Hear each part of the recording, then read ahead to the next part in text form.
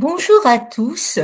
Nous continuons notre série Qu'est-ce à dire en langage messe et nous voici arrivés au moment du baiser de paix.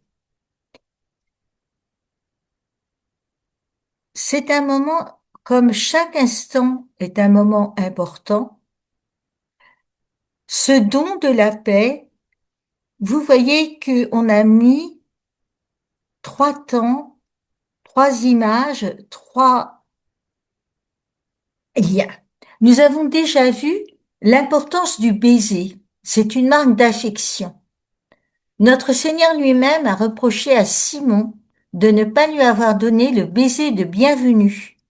En Luc 7,45, Simon, tu ne m'as pas embrassé.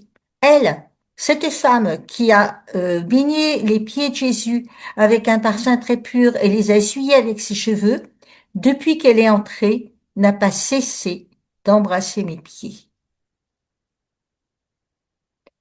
Au moment du baiser de paix, nous nous tournons vers le Fils. Puisque Jésus a dit à ses apôtres, Jésus ressuscité a dit à ses apôtres, je vous laisse la paix, je vous donne ma paix. La paix, c'est le condensé de tous les biens. Et on s'en rend bien compte dans les temps en conflit, dans tous les points. Saint François saluait ses frères et sœurs quand il rencontrait quelqu'un, il disait paix et bien.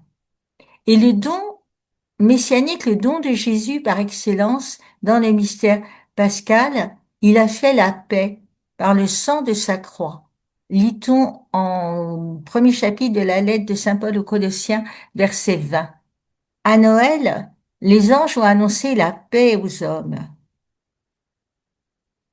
Donner la paix est donc lourd, très lourd de signification. Le Christ nous donne sa paix, nous la partageons. Et nous ne pouvons partager que la paix qui vient du Christ. Ce geste manifeste donc notre union dans le corps de l'Église avant de nous unir dans le Christ à son corps substantiellement présent. Et on va voir trois temps. Le prêtre offre la paix au diacre et celui-ci la transmet.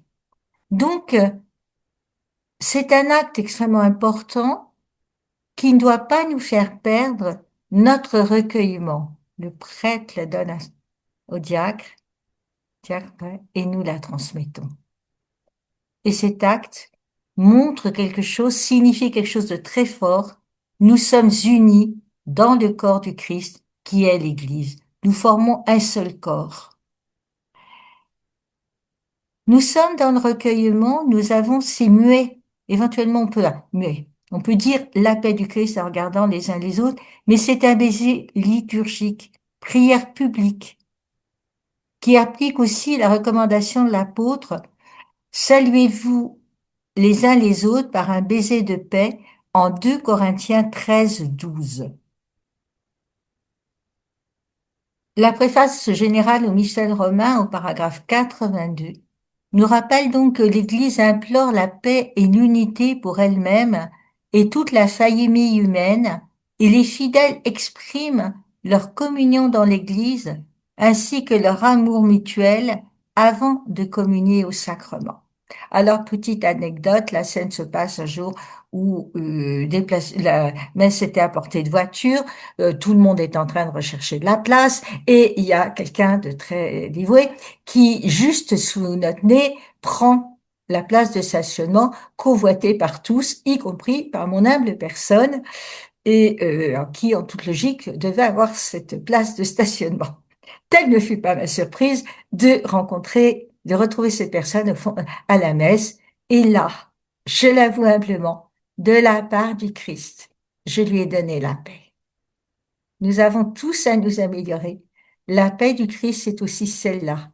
Oui, tu m'as offensé. Tout le monde, et moi aussi, je t'ai offensé sûrement. Oui, on a fait tous nos rites de purification d'offense, mais je te transmets la paix que j'ai reçue du Christ. Et comme tout ce qui se transmet, comme le feu nouveau à la lumière de Pâques, comme le cierge allumé que nous transmettons à l'enfant qui vient de recevoir le baptême, voici que la paix qui vient de Dieu et transmis à tous, afin que nous demeurions dans la paix. Voilà le geste, le sens de cette union dans le corps du Christ qui est l'Église. Et on ne peut pas être unis si on est en conflit. On ne peut pas être unis si on n'est pas en paix. La paix du Christ, c'est pas la manière du monde que je vous la donne, mais c'est de la part du Seigneur. Merci pour votre attention. Merci pour votre fidélité et je vous dis à très vite pour la prochaine vidéo.